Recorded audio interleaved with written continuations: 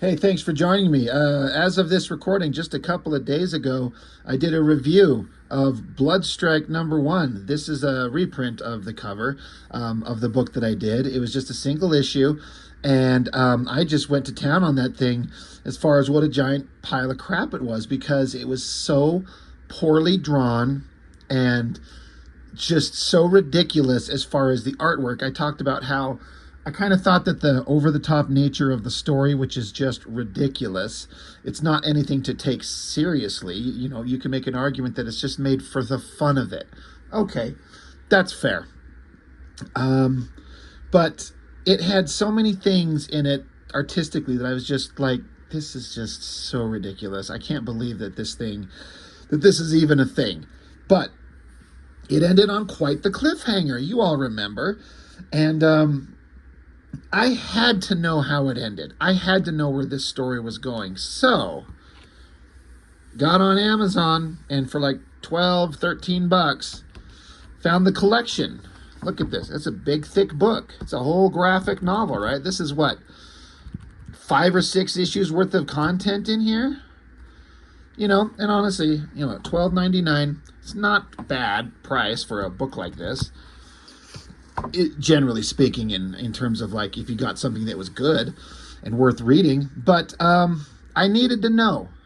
I needed to know what happened, and I needed to know specifically one thing. And you know what it is. At the end of this ridiculous story, well, it started out with Liefeld trying to be shocking by showing us that. And then he was being shocking again by showing us those.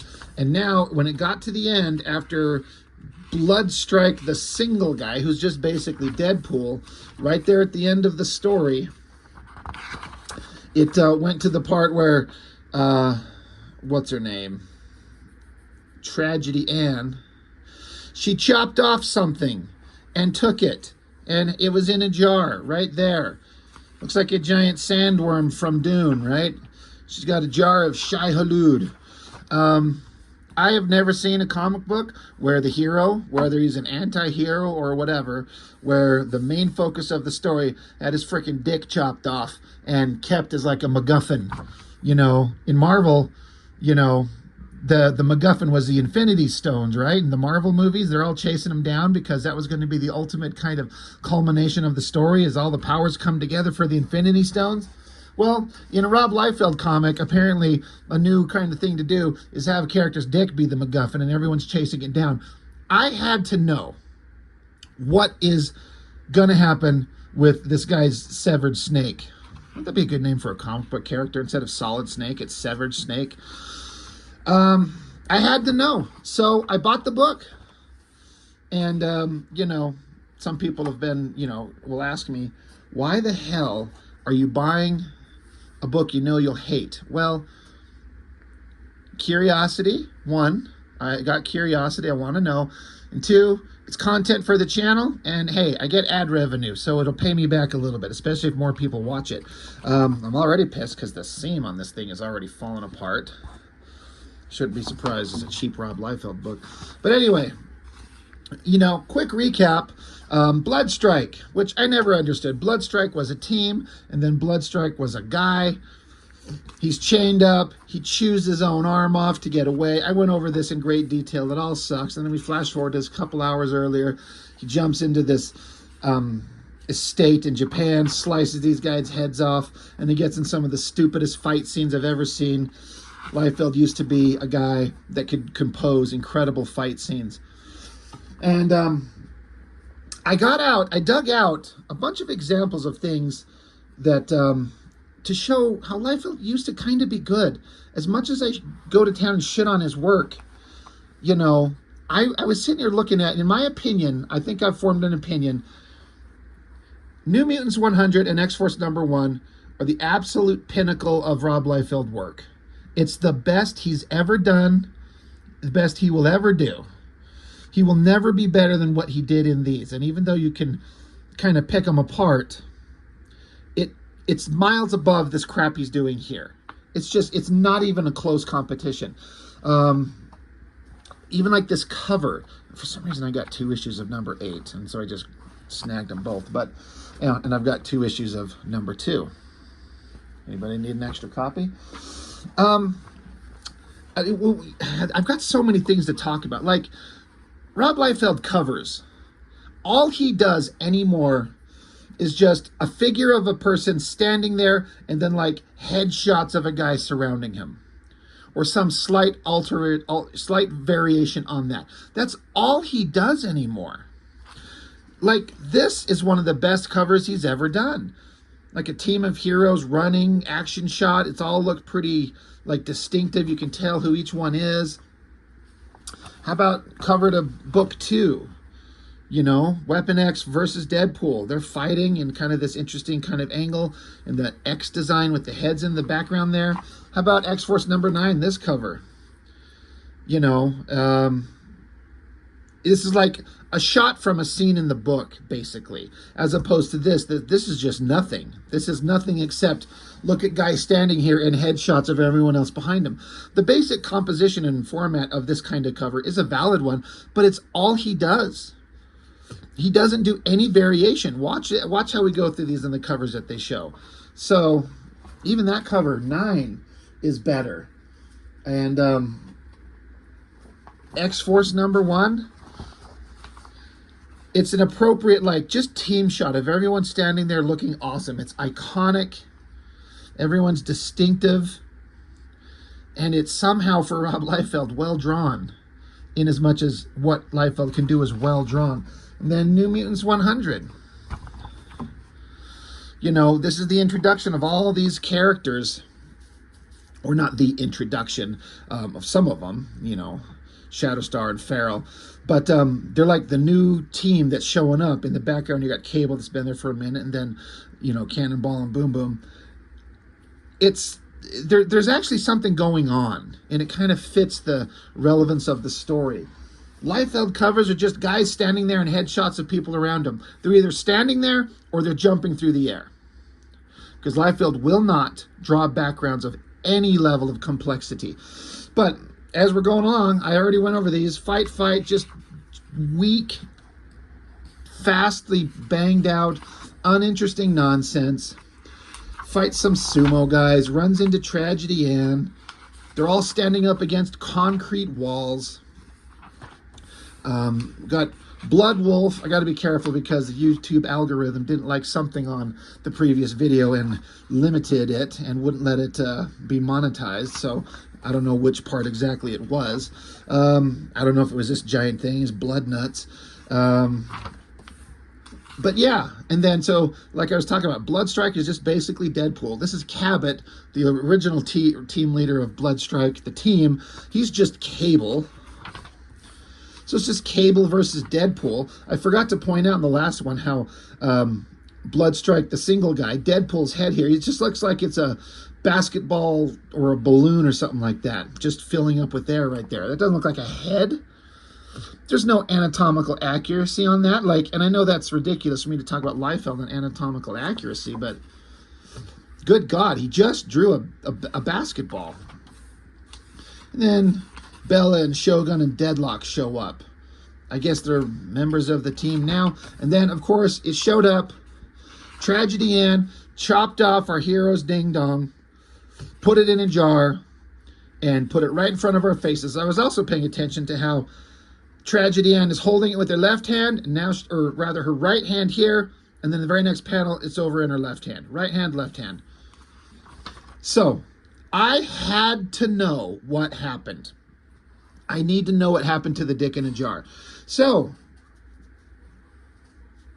team shot.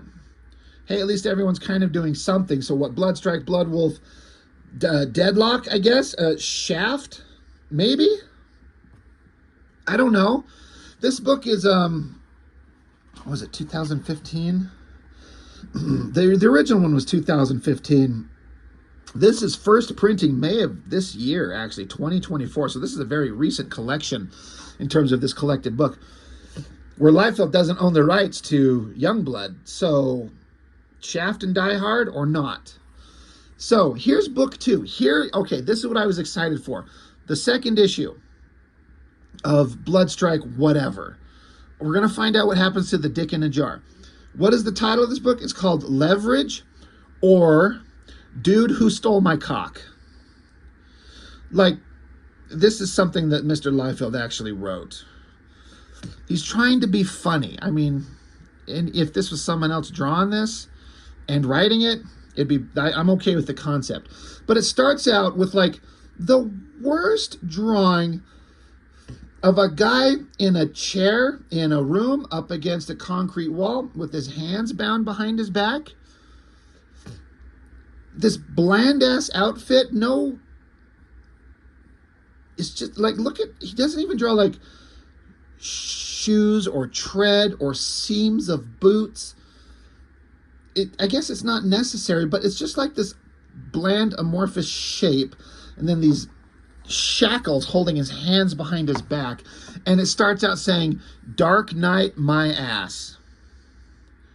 Okay, all right. So I'm guessing this is a Batman riff. So it's starting out, now we're being introduced to new characters. Now, I gotta say, this is definitely a Liefeld thing. He absolutely loves to take a book and just draw whatever random shit that's going on and have it end, leaving you on a cliffhanger.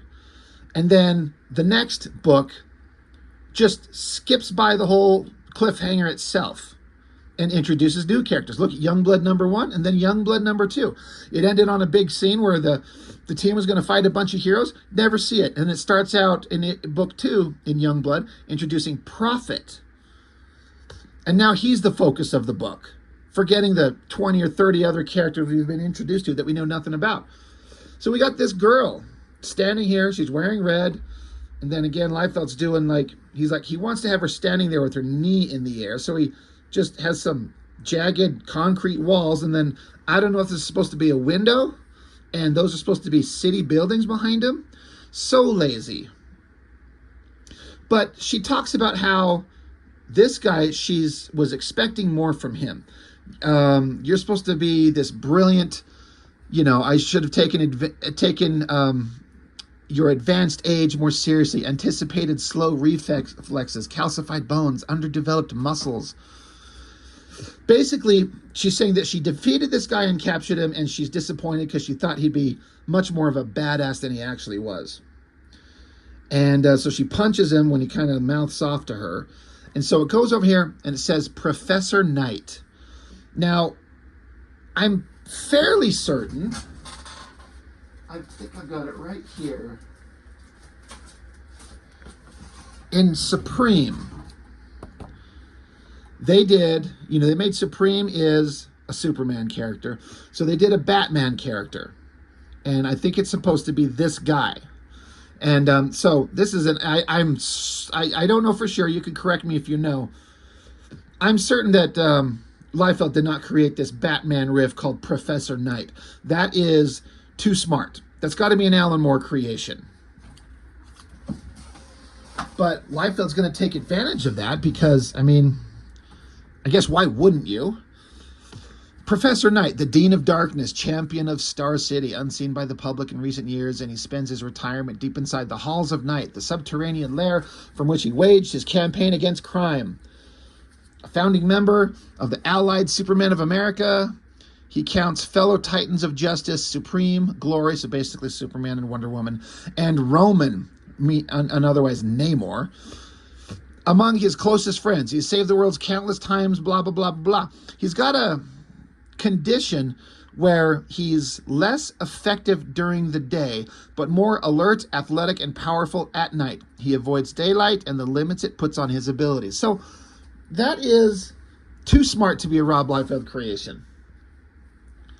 It's an Alan Moore thing, but he's going to take it. So the idea is he's Batman, but to just kind of amp up the Batman concept is he's physically more capable at night because of some kind of disease or something that he's got. So, okay, all right, this is all fine. Why are we being introduced to more new characters, villain, hero, when there's all kinds of like severed dicks I want to know about? So she socks him, he's bleeding, and then he just, look at this panel. He decided he's had enough of her, so he flips, he's bound to the chair and somehow negates gravity or something and flips it up and upside down to headbutt the girl. This is the most ridiculous thing I've ever seen. It doesn't make any sense. Like, his feet aren't bound, so you could just have him stand up and jump, but that's way too complicated for Mr. Liefeld. So he just draw him sitting in the chair in like a reverse silhouette, and it just angles up and cracks her in the head. Then he's free. Now look at this amazing drawing of the guy. That's so dumb. Punches her again. Look at the frickin' drawing of the girl getting hit there. That angle on her face. She doesn't have a left arm or a left leg. It's just, he used to try. Liefeld used to try. Just go back and look at some of these earlier works. This shot of Cable running down the hallway, the tilted angle, the staggering of, Cable, Warpath, and then Domino in the background. It's great. It works. He may not be able to do very good backgrounds, but he can at least do some basic technological looking background things. He'll do some awesome double page spreads. And even this old newsprint and this crappy reproduction method of colors on this newsprint, everything that's going on in this book is a million times better, and it's almost 3 decades later. The fight scenes, the angle choices of the shot composition choices, compared to this stuff. But Professor Knight, he's telling her off, and of course she's supposed to look edgy and new wave with her little blonde hair flipping in front of her eyes like that. And then it's the Bloodstrike thing. Like, the main character and the Cable character, they've all got this like pointy eye thing going on, and so does she. God damn. I've only had this book like 2 days, and like, look, it's just completely fallen apart. It's so lazy, and we're wasting all this time. Like, are these characters going to have anything to do? Where's the dick in the jar? Fight, scream, punch. They run out. Fight, scream, punch, choking each other out. He's got the upper hand. She's got the upper hand. And then they're down there, and then they introduce this girl. Well, not introduced, but in terms of the story, Twilight. Now, she was in a revamped version of Youngblood that Alan Moore wrote for like 1.5 issues before. I think, I'm trying to remember if it was Awesome Studios or whatever, lost its financial backing or whatever happened, and Liefeld had to cease publication. Alan Moore wrote an issue of Youngblood that's absolutely genius and one of the best comic books I've ever read in my life. And we will certainly be getting to that. But this character, Twilight, was introduced in that book, and I guess she's maybe the daughter she's connected to Professor Knight. So Professor Knight, Twilight, okay. So anyway, goddamn, finally, we're back with the shit we want to know. We ended in book 1 with Deadpool and Cable facing off against Bella, Shogun, and Deadlock. So here they are. So now you got stupid Bloodstrike jumping up against, and there's Deadlock there, Shogun there, Bella. I thought that like this was her leg. I was like, why does she have like a rocket leg? But it's supposed to be the arm of this big thing. Compositionally, it's weird. Her hand looks weird. Her face is off panel there. Liefeld used to be good at composition. He's not anymore. But yeah, so now we're all got stupid Bloodstrike Deadpool ripoff guy here. He's like saying, so where the fuck were we again? That's right, knee deep in Project Born Again, Bloodstrike cast-off sausage fest. Okay. Even this chick I'm lobbering to the left acts like she has a dick, and mine's gone missing. What is lobbering? Even this chick I'm lobbering to the left. I've never heard that term before. So he's at least acknowledging that he had his dick cut off, and he wants it back. All right, well, I want to know where it's at too. So he has to fight these guys, and all these action scenes, everything that Liefeld is doing here is so half-assed and so lazy. It's unbelievable to me. I've gone through and I watch other reviewers that are just big fans of Liefeld's work, and they just can't get over. They're just beside themselves with how amazing he is.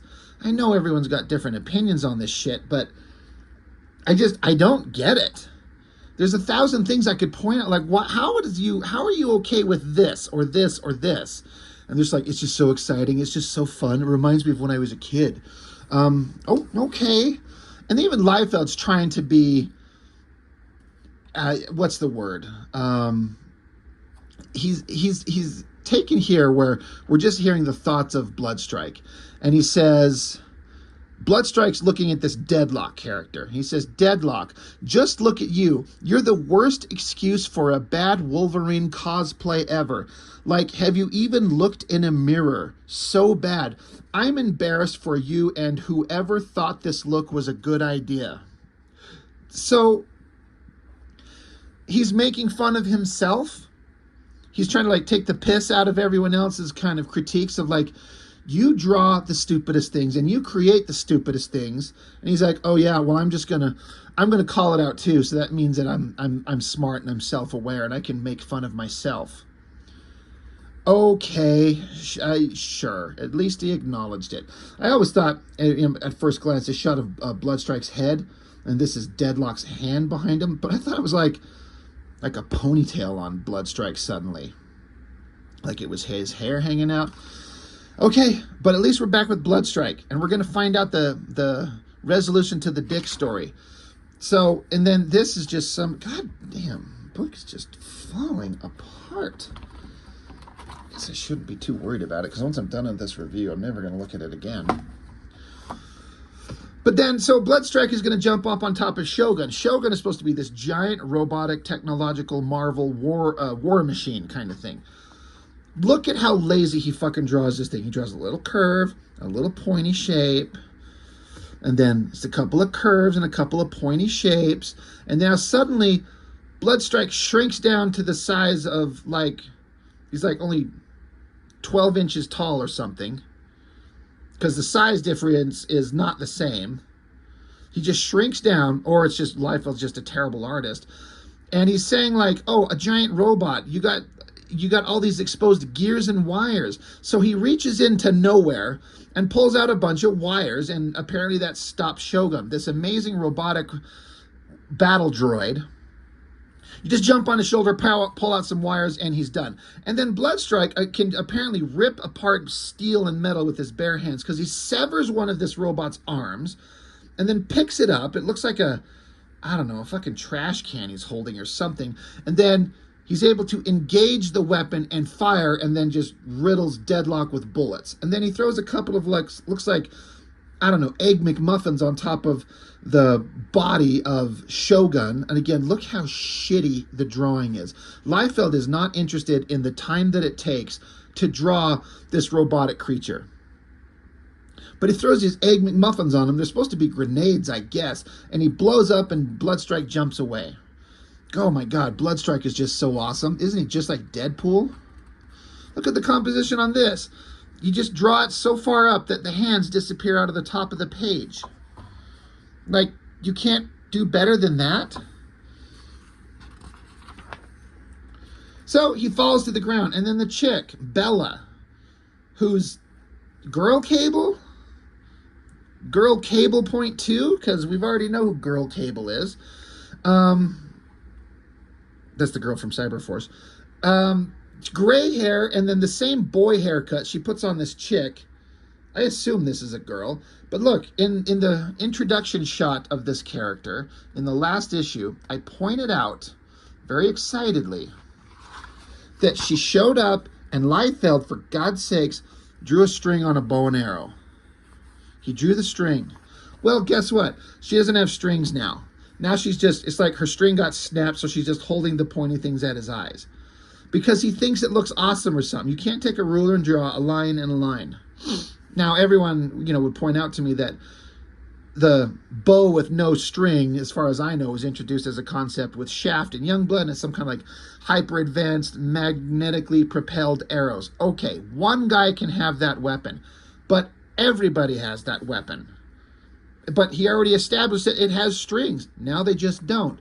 So then Cable shows up with this weak-ass little gun. Like, look at the amount of time and effort he spent drawing on that gun. And the handles. That weird hand on her. And then, so he shoots her at point-blank range, but doesn't blow holes through her or anything. And then he's standing there, and then there's little glints on his arm. Is he deflecting something? Like, somebody please tell me what the fuck is going on. Also, please tell me, where are they? There's no background here. At best, we're up against concrete walls. So I guess he shoots her in the face. So now, Cable, he's like, now, where'd you run off to, dickless? So he's over here, and the Shogun robot's in the background. I guess Bloodstrike's putting a bomb on him, and then Cable tackles Deadpool. Weak drawings. Like, again, Mr. Liefeld has done so much better. Like, all these fight scenes going on here. Everything going on in X-Force #1. The energy of that punch, the care to draw at least some kind of cool rendering and muscles and anatomy. It's just a million times better. Like, this is supposed to be kind of a similar kind of thing here.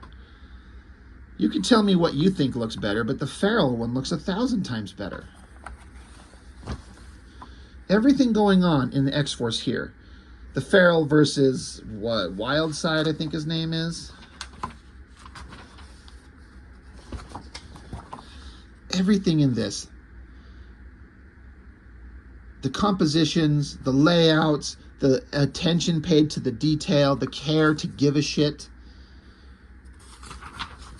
It's just shocking to me how much better this is. Anyway, goddamn, this whole thing is just coming right apart. They tackle each other, weak as hell. They punch each other. They're screaming at each other.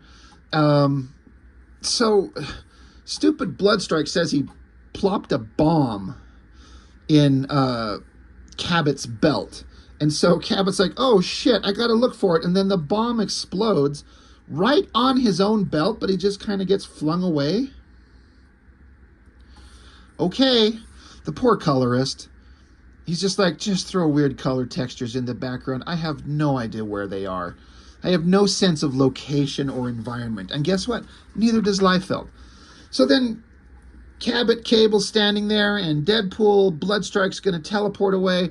So a teleportation portal opens up, and he jumps through it, and they teleport around. And then apparently they end up in Zambia, Africa.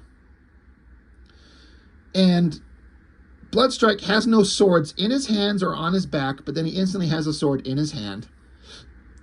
Cable's like, that was dangerous. It almost killed us. And so then he stands there in this ridiculous pose like he's trying to be funny, saying how he wants to go on safari. He wants to see lions and tigers and, oh, and then somebody yells, look out. What's going to happen? Boom. There's Bloodwolf. How did Bloodwolf know to be in Africa? They just arrived via random transport. In the previous book, in book 1,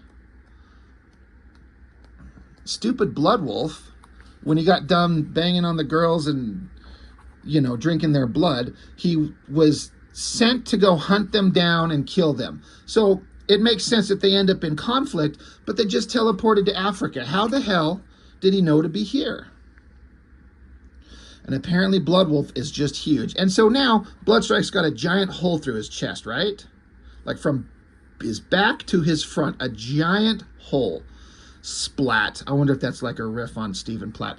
So then, all right, is this the end of book 2? All that shit that just went on. Not one moment did they discuss what happened to the dick in a jar. Is this the end of book 2? Because it's now Blackstrike. Rob Liefeld breakdowns, Carl Alstaeder finished art. There is no world that exists anywhere where Liefeld had anything to do with this drawing. It's perfect. It's great. It's in perspective. It's got imagination to technological structures and details and brilliance. This Carl Alstader, who's been part of Liefeld's team forever, I ain't no way Rob Liefeld did no breakdown on that. No way. Nothing. That's all the other guy. So then there's a guy sitting here in a chair. Look at the detail on the chairs, the perspective. There ain't nothing to do with Liefeld on this.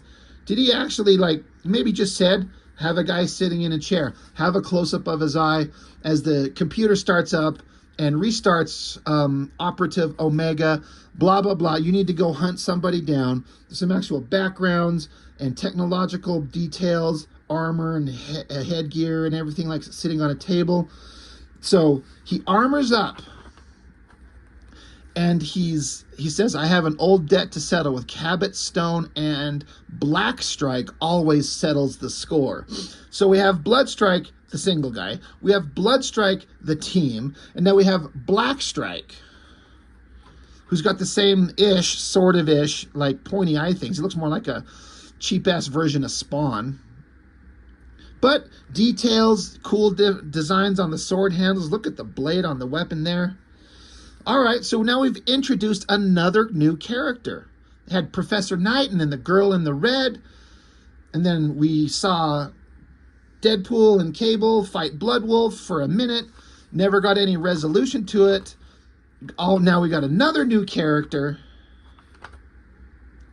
And so I'm guessing that was the end of the book, because this would be the opening to a new book. And this is page 1 of something new? Or is it a continuation? I don't know. Credit where credit's due. This is like I was talking about before with like the weak-ass Liefeld covers where they're just standing there with heads behind them. That is not a terrible drawing. I don't mind it too much. The anatomy's kind of okay. It's still powerful and cool looking. The colorist. I actually really like the coloring on that thing. And there's some coloring coming up, because it's like different colors in each chapter. It's a different guy each time. Excuse me. But these like glinting highlights and these hard color lines. It's not a lot of soft, like smooth transitions, blends and stuff like that. There's some hard lines in the coloring. I actually really dig it. I think it looks really good. But here we go. Start out. A big shot on Cable's face. And I'm like, he can... Where is a big close-up of Cable's face that I've seen before? I feel like...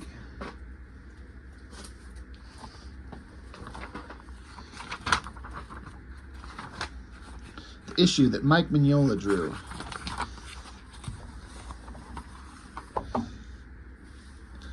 I guess there could be a big argument as to how is one better than the other. I like this 1,000 times better, and it's still terrible. But it's almost like it's not the same artist. It's so completely different. So then you could say, well, yeah, an artist grows. It's 30 years in between, roughly speaking. So people change, and they grow, and they get better. And, well, I mean, he changed, but I don't know that he grew. But these shots of Cable here, like that there... That shot there, it's just like, it's not even close to the same artist. It's not the same guy that's drawing this crap. So, giant double page spread. All right, Liefeld loves to do this. I guess we're jumping into another story. But we're still with Bloodstrike, single guy, and Cabot down here, right? Deadpool and Cable fighting Bloodwolf, who just happened to know that they were in Africa somehow. Although it's ridiculous that Bloodwolf is this huge of a guy, it is also kind of interesting. Like, it's at least a visually interesting thing. He's just this massive creature. So now we got to fight them. Where is the dick in a jar? I need to know where the dick in a jar is. What is the wrap-up to that story? So it just goes on page after page of them punching each other. Punch, punch, punch, punch, throw. And then he throws him flat on the ground, and then I had to look at this and like, is this a tree? So this is the ground? Is it sideways? No, this is a tree and this is a branch. But Bloodstrike is just up in the tree now, because I guess he threw him up in the tree, even though it doesn't look like that. So Blood Wolf coming back to Cable, who's saying, eat shit, space mutt. So they punch, and they punch, and they punch, and they scream, and they punch, and they punch, and they punch. This is all he wants to do, is draw these big tough guys with screamy faces decking the shit out of each other. No backgrounds. And if there are, he's going to make sure to relocate them to a forest so he can draw a sword of a tree and do some indications of grass or something like that. He's like, look, I put backgrounds, or it's environment appropriate. They're in Africa. Okay, punch, punch, punch, fight, punch. And then it ends right here. This is the end of something. That Bloodstrike guy that we were introduced to, he shows up. Your life is mine to command, or had you forgotten your debt to me, Cabot? So Bloodstrike is there, and I guess that's supposed to be a fucking lion. I saw this, and I was immediately like, there is no way you're ever going to see Liefeld draw a lion in this rest of this book. One, you could tell he didn't look at a picture of a lion at all. He just drew like kind of an animal face and is like, we're in Africa, so it's a lion. Why is a lion with Bloodstrike? Does he have control over animals? Why is it there? He doesn't know, he doesn't care. Okay, so if that wasn't the end of book 2 earlier here, it's just they had to, for page layout kind of considerations, they threw in a cover in the middle to keep the page turns to fit the double page spread. Sure. Okay. So that's the end of book 2. The dick in a jar was not addressed once. Outside of, at the very, very beginning, he said he doesn't have his dick. So where is it? Why was it shown? Why do they need it? Why was it put in front of our face to look at if we're not going to wrap it up? I need to know what happened. So now, Battlestone and Cabot, both members of the Bloodstrike Project Reborn Reanimated Dead People thing. Interlude. So that's Battlestone, right? And it's KO. It's skilled marksman and expert martial artist, as they said in the first issue of the first issue of Brigade. It's KO, the Asian martial artist. So they're sitting here. Look at the. He puts him in a chair, and he wants his leg bent. He didn't even attempt to factor in drawing from hip to knee the mass of flesh that exists from knee to hip. He just draws his body straight down and then drew a knee to his foot at an angle. It stands out so bad because it just comes straight down, and then there's the leg. There should be a mass of flesh here that is his upper thigh, his giant muscular legs. So why are we with these guys? What the fuck do they have to do with the story that's been going on? And then these are some of the most sloppy, low resolution. It's like these were tiny drawings that were blown up. So Bloodstrike, Cabot, Chapel when he was a demon, original Shogun. I don't know who the fuck that is. I guess that's Lady Suprema. Shaft, some asshole from Doom's 4, I think. Prophet, I guess. Some girl, I don't know who. But they've got some kind of special team, and they're called upon when needed. He says, the call to arms has been sent. The brigade has been summoned. Okay, that concept is kind of at least better and more interesting than the way Brigade was before. Why are we with these guys? Who are they? What the fuck is going on? And then it just, another cover, guy standing there with heads surrounding him. Colorist is doing a good job. Colorist is amazing. So Battlestone, I guess. I'm guessing this is Namor, this guy here. His name is Roman, but it's just Namor backwards. Very clever. Some girl, some guy, some other guy. He's yelling, Imperator, face me. And the girl's like, don't let them flank Roman. He's our only chance. And says, I'm on it, Coral. Giving it to the colorist again, especially if you're going to go underwater, which is like one of the best excuses you can have to not draw any backgrounds ever, because they're underwater, and water does fade your visual, how much you can see visually. Like Jay Lee in those Namor issues, he did tons of pages with absolutely zero backgrounds. So you can't blame Liefeld for doing it. I will, though. Look at the hips on that girl. It's so weird. So now there's a double page spread. So, okay, if this is supposed to be a collected edition and one complete story, and it started out with Bloodstrike and his single mission where he got captured and then had his dick cut off, and then Cabot showed up to save him, and Bloodwolf is going to go fight them all, and then other members of Bloodstrike show up, and then, okay, that's the story. Then why is Professor Knight here fighting Girl in Red? Who are they, and what do they have to do with anything? And then fight, fight, fight, fight, punch, punch, punch. Oh, new character, Blackstrike. And then he shows up to fight them with the lion at the end of the previous issue. Now we're into, like, underwater guys. Namor fighting who? How is this part of the narrative? What the fuck is going on? So now there's Namor, or sorry, Roman, and some other guy rocketing towards him. Who's this girl? We didn't see her on the previous page. Who's this guy? Who's this guy? They weren't here. You just see these three coming, the underwater people. So was this something that was set up in some other book? So Die Hard, Bad Rock, and Photon, right? Of course, now that I think about it, this was drawn at a time, I'm certain, when Liefeld lost copyright to the Youngblood characters. I could be wrong about that, but I'm like, it's Die Hard, right? It's the same mask and the same, like, flotation devices around his shoulders. That's Photon, like, shiny metal guy with, like, flaming head, and that's Bad Rock, right? But this girl, whoever she is, she says, why did you betray us, mighty Ion? Imperator is, and then I guess this text bubble is going to him. She says, I know who he is, and you're cold meat. So this is Mighty Ion. That is not Die Hard. Now, is that because he lost the rights to Youngblood, so he's just making characters that look exactly the same and calling them by a different name?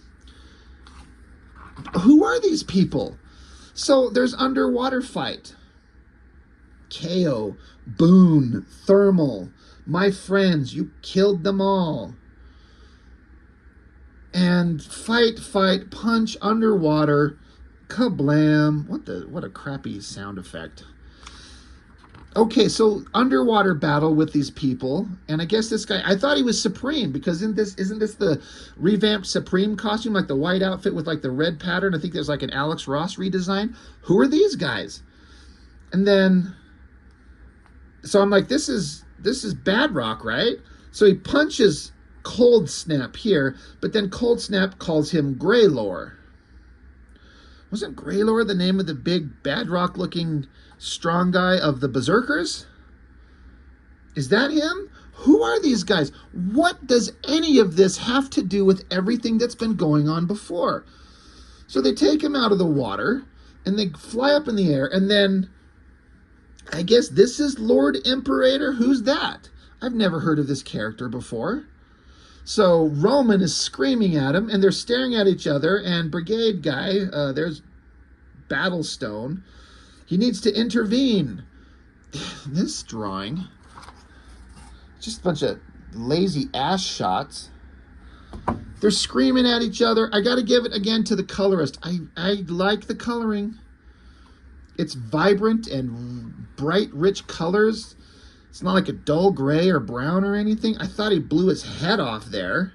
He screams like a little girl. So then Battlestone's like, open the portal, send me now. And then boom, side shot.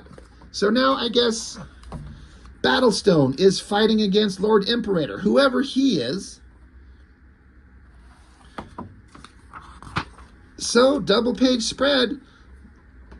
Whoever Lord Imperator is and Battlestone are looking at each other. I like the coloring. I like these colors. All this kind of interesting, vibrant colors going on through the background. Looks like a watercolor. So this guy's just standing there in the air. His cape is almost looking good.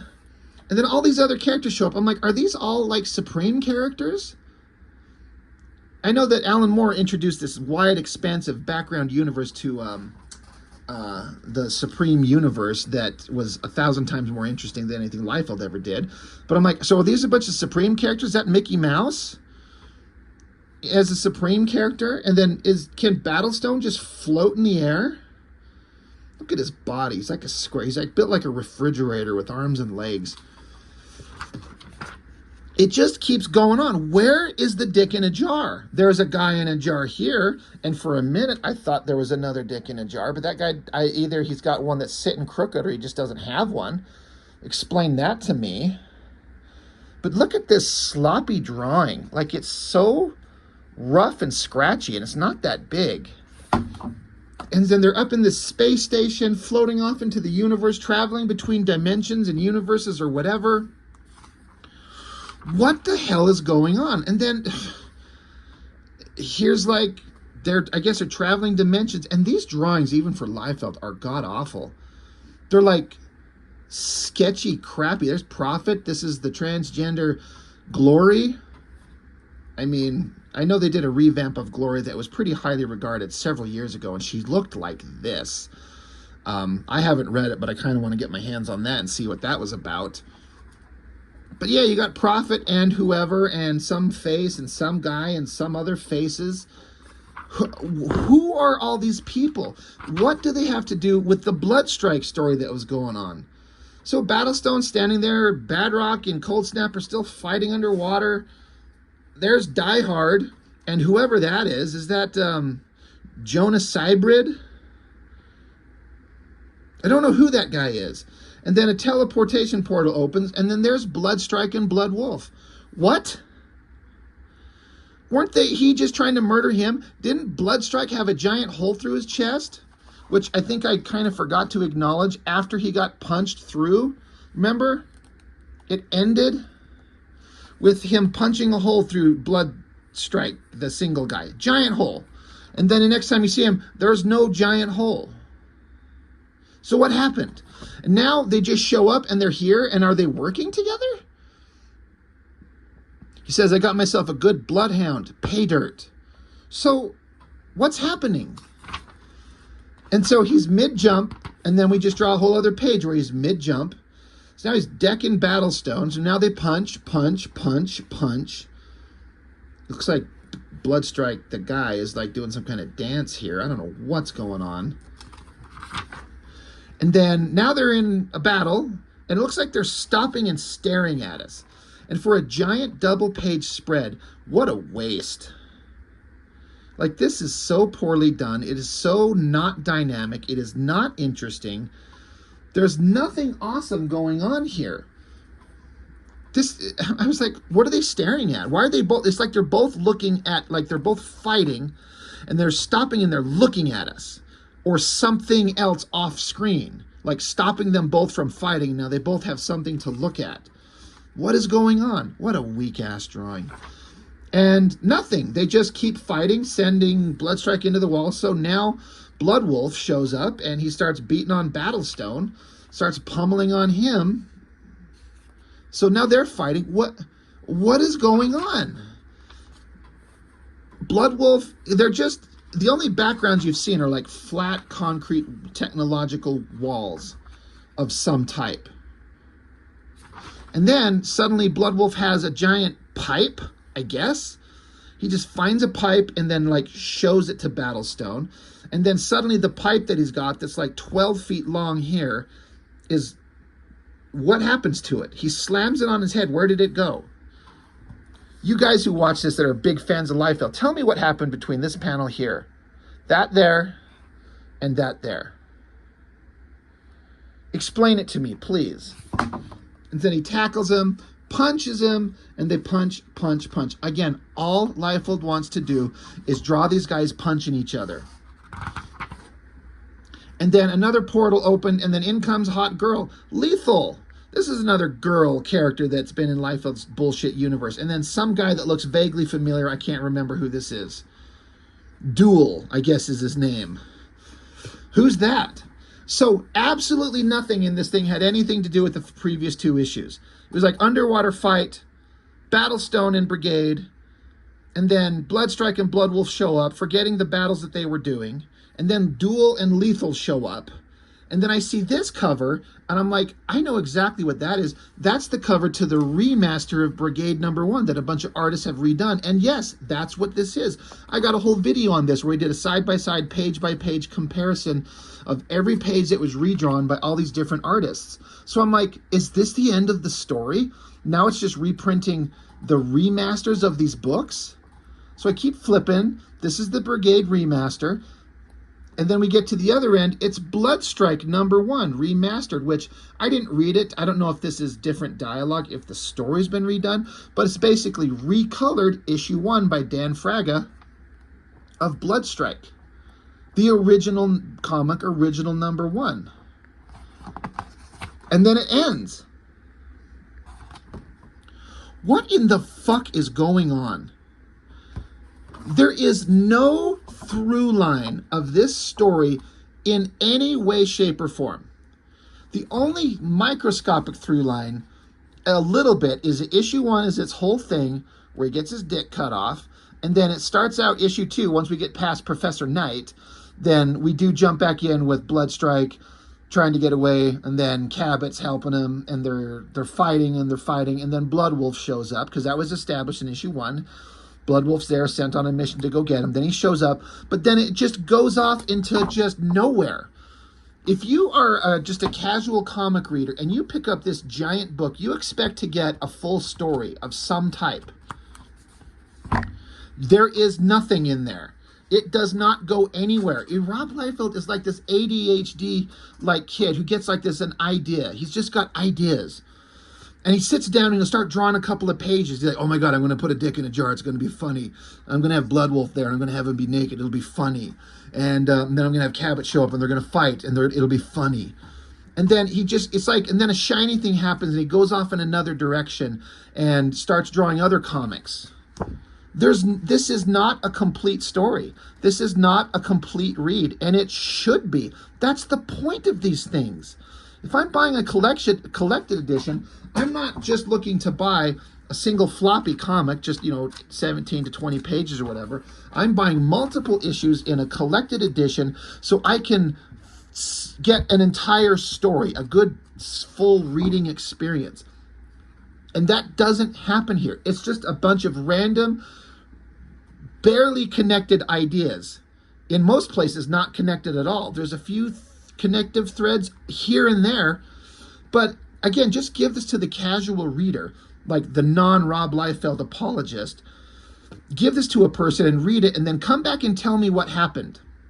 What is the story? What is the drama? What is the build-up, setup, and payoff? And they would come back and go, I don't know. There was none. It doesn't exist. And this is who and what Rob Liefeld is. Now, these days, he's got his head so far up his fucking ass he can wear himself for a hat. He just gets ideas and then starts it. So all this Bloodstrike was going on. Do you remember I did that review of that issue Airborne? There was like a Superman riff where it's like, what if Superman were a dick?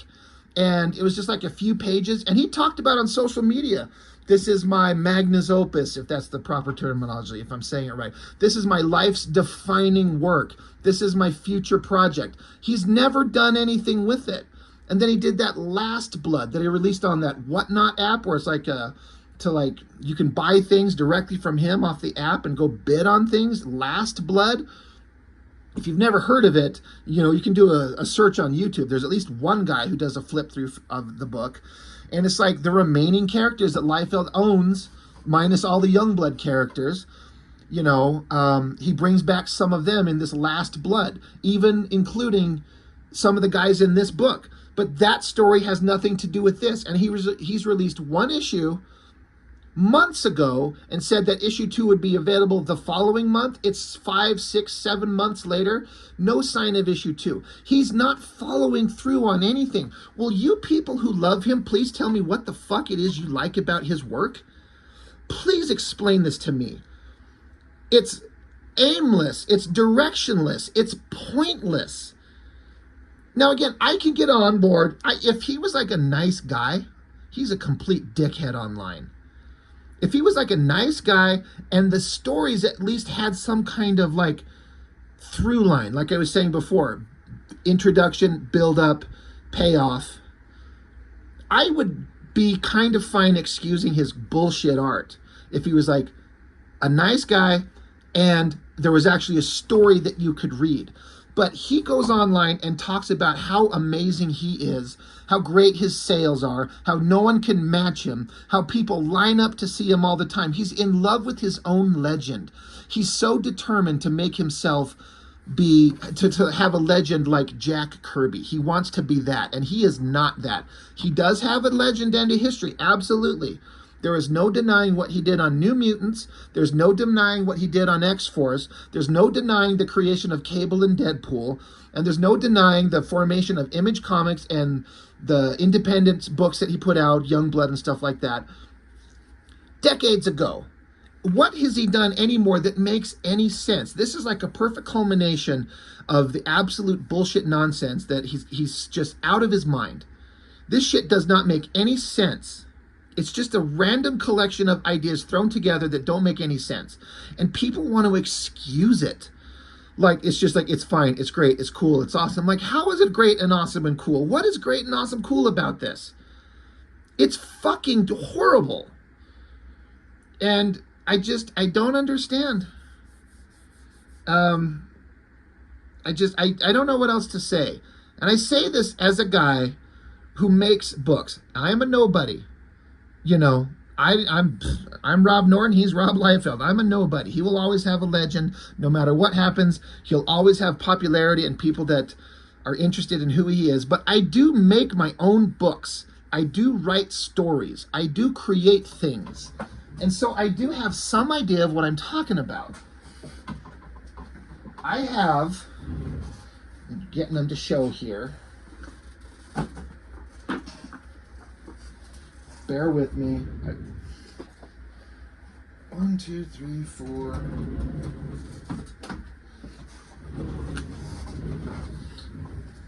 I'm just an amateur nobody. I've made these things right here. I'm doing a He-Man Masters of the Universe fan comic. Got them out of order. Let me put them in correct order. I got volume 1. Look how thick that is.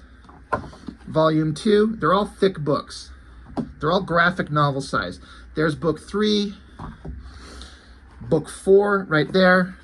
Got 2 issues of book 4. And book 5. Like, my book 5 is as thick as his. See that? My book that I put together, this thing is like 120 pages of story. And you know what? It might not be as interesting or as flashy as his. You know, maybe it's not. But there's a through line. There's character arcs. There's an attempt at telling a story and having engaging emotional points and setup and payoff and, you know, building to a dramatic conclusion. Characters having moments where they talk about who and what they are. Attempts to do backgrounds and shadows and dynamic angles and shots. No one's hiring me to draw any comics professionally. I understand that. I'm a nobody. But I am trying to make books that are worthwhile. And if I'm going to make a giant-ass book like this to give to you, the reader, to pick up from me, a nobody, I am going out of my way to do the best that I can possibly do. Because it matters to me that this shit is good. It matters to me that this stuff is something that you read it and you feel like you've come away with a satisfying reading experience. And even if you read it and you're like, hey, Rob Norton, you can't write a story. You're no good. Your drawings are half-assed at best. I will take that. I will take that criticism. I will try to improve. I will try to be better. I will try to be, you know, better today than I was yesterday. But I feel like I am trying my best to make something that you want to read. And this is book 5, and as soon as I get done filming this video, I'm jumping over to the laptop to continue putting the letters on book 6, volume 6. I'll have 5 volumes, and each one of them are a giant graphic novel-sized book like this. So as a fan comic, you can read my work and see what I've got to say. My credits page, there's my dumbass, in case you're wondering who I am. Some people that helped me with the creation of the book.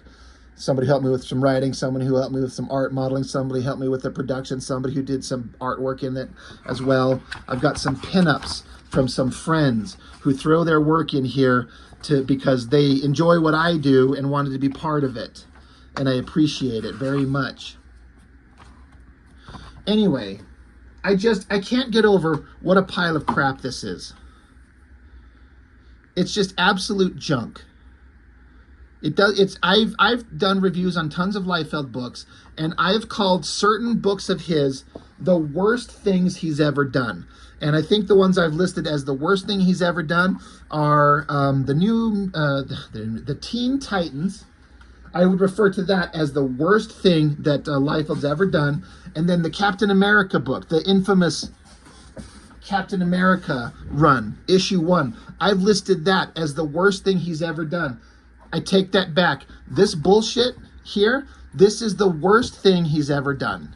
This is the pinnacle of everything that's wrong with him as a creative person, as a writer and as an artist, and for people who are suckers to buy this shit. Again, art is subjective, completely subjective. If you love it and it makes you happy, great. Thank you. I'm good. Good for you. Go buy more.